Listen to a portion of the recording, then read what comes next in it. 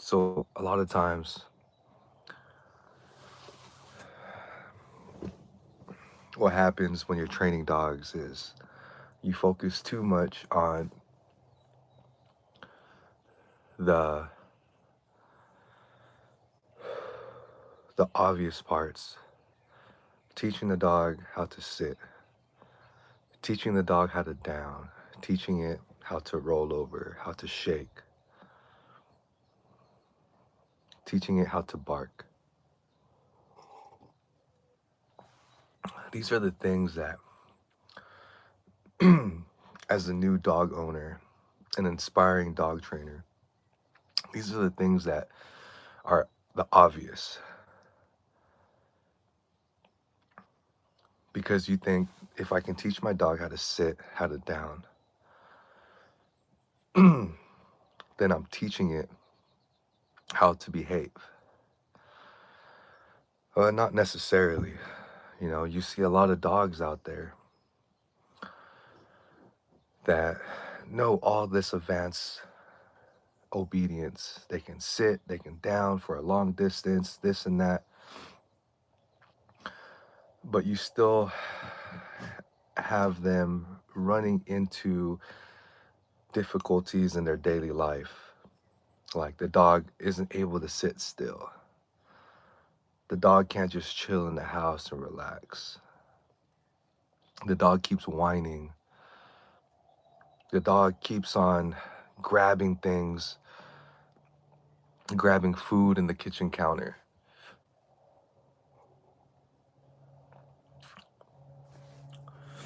It's like, why is my dog doing all this? I teach my dog commands, but you guys are missing. There's one important thing that you guys are missing, and that's the walk of daily life.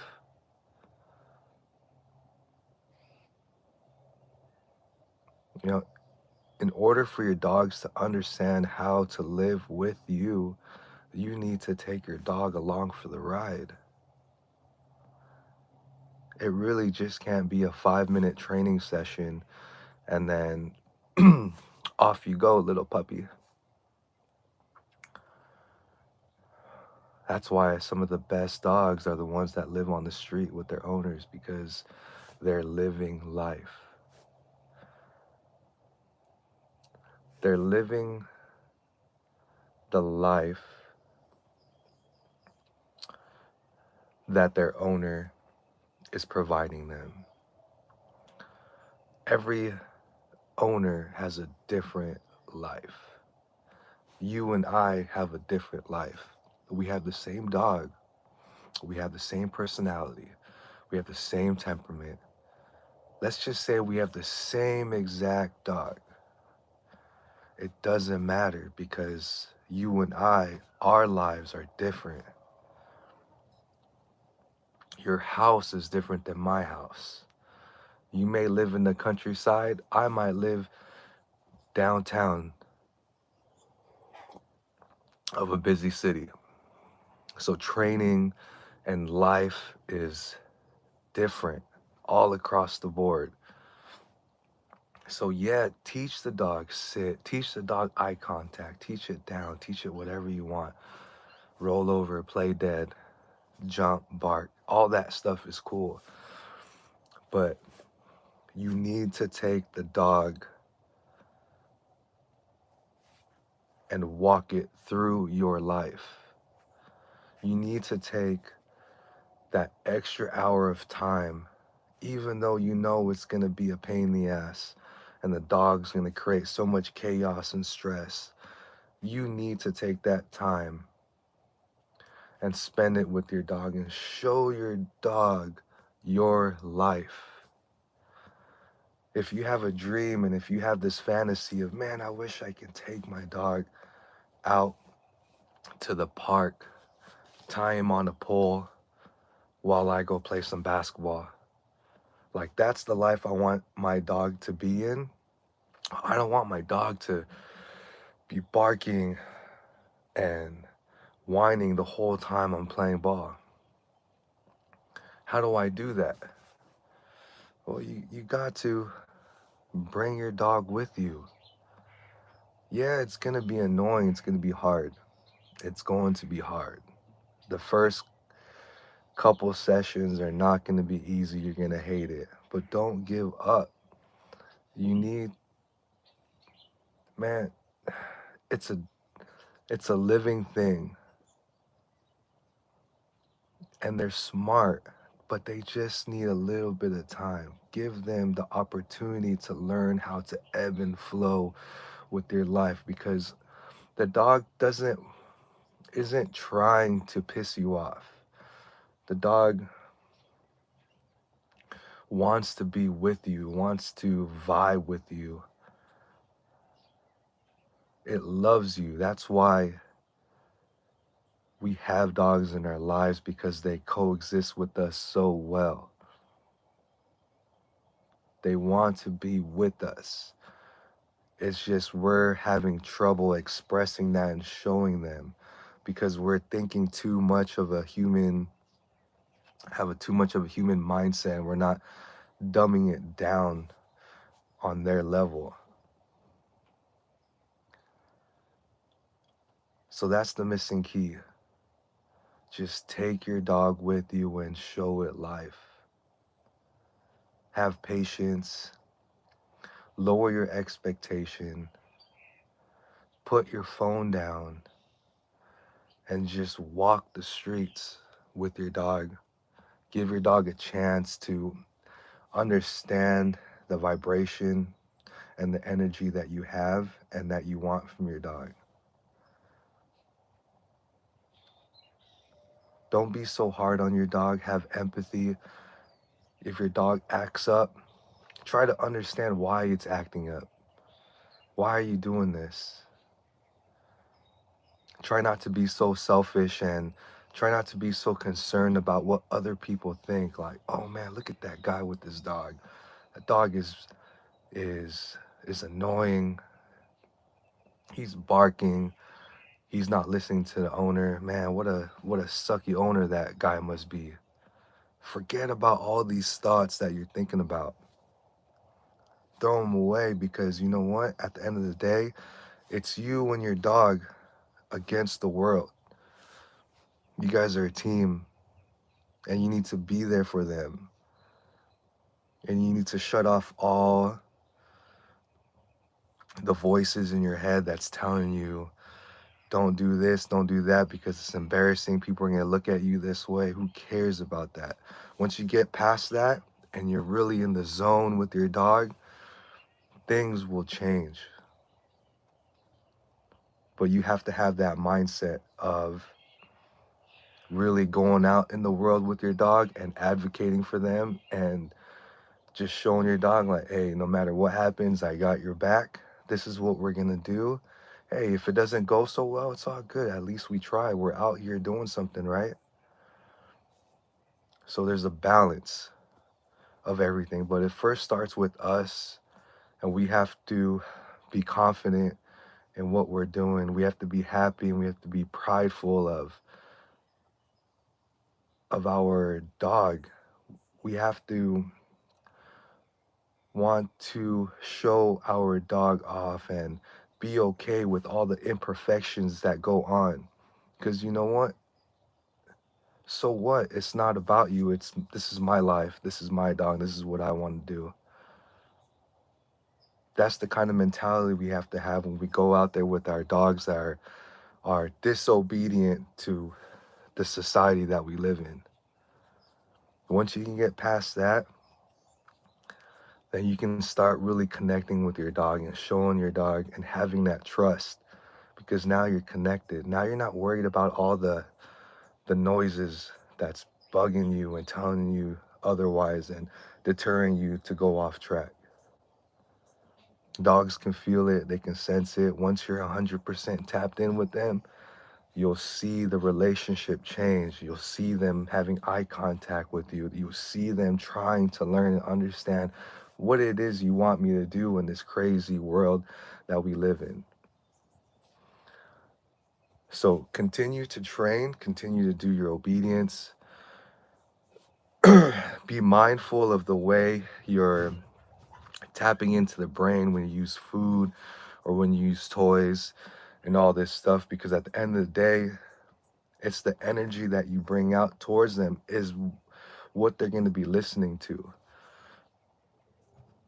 So there's a certain amount of skill, but it's also understanding your dog, right? So you get all these information from your sources online. You try them out, but at the end of the day, you really got to be focused on the dog in front of you. Is the dog listening to me only because I have treats? Okay, well, let me do 4 reps of treats and then 1 rep without treat. Let's see how he responds. So do all that, but what's important is letting your dog experience life with you, the life that you want with your dog.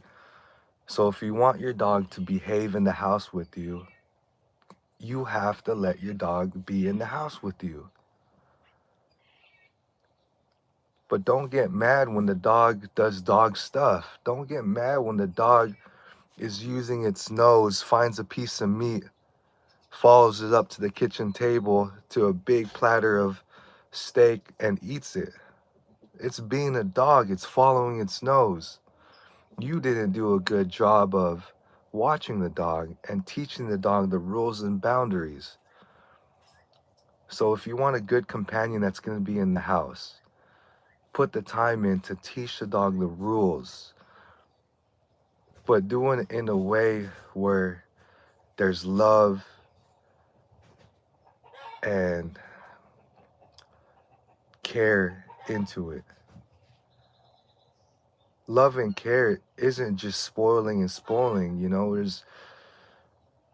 there's a balance.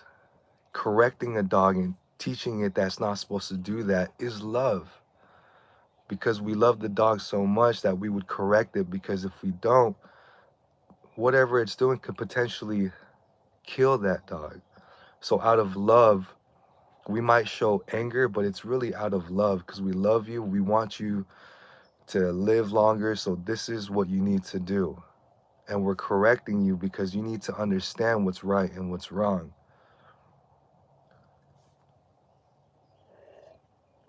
Have a good balance of obedience, fun, love, compassion, and correction, guidance. It's when I say correction, it's not like bad boy, it's guidance. Hey, that's not what you're supposed to do. You're supposed to do this. And then take the extra time to show the dog. Teach the dog what no means. Teach the dog what leave it means. But also teach it what good means so it knows when it's doing something good. It's real simple, you guys. Build a relationship with the dog so that the dog loves you and trusts you. And then teach it yes and no. And then you teach the dog all these things, and what it comes down to is the relationship, right? So if the dog knows all these things and the dog's still not listening to you, it's making a conscious decision whether to follow you or not, and that's based on how the dog feels about you. It's a relationship thing. That's why when people pay trainers thousands of dollars, the trainer can get the dog the way the owner wants it to be, but will that dog listen to the owner when it comes back? It's not a robot. Dogs are not robots. They got feelings, they have emotions, and they decide if they're going to listen to you depending on how you treat that dog, the relationship it has with you. So keep that in mind. Treat your dogs good, have a good heart, but be patient, have empathy. If you got a 6-month-old puppy, empathy is putting yourself in their position. So think of yourself as a 6-month-old puppy. And then ask yourself, was it proper for me to be mad at this dog? Or should I have had to kick back and relax a little bit because it's just a 6-month-old puppy? If you can put yourself in other people's position, other entities' position, and tap into their emotion and their state of mind for what age development they're in, then you'll have a better understanding of the kind of pressure you can put on them. So I just want to leave with that. If I'm hoping that this helps somebody that's in the puppy training stage where they find themselves frustrated because, you know, they wake up and they're motivated, they buy all these tools and they take the time to train their dog and aren't seeing the success that they want. I hope this video helps you and gives you a better understanding that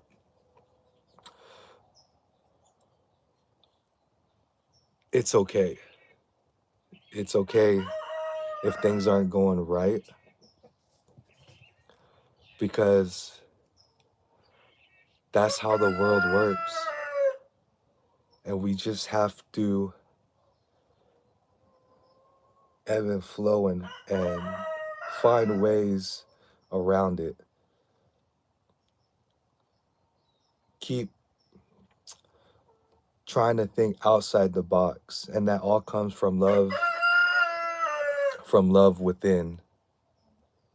Try not to let your emotions take over and try not to get mad so quickly, and just try to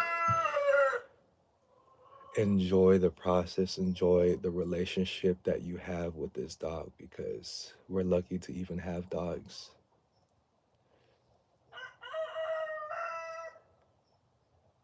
All right, you guys, well, have a good day. If you guys have any questions, go ahead and drop it down in the comment box below.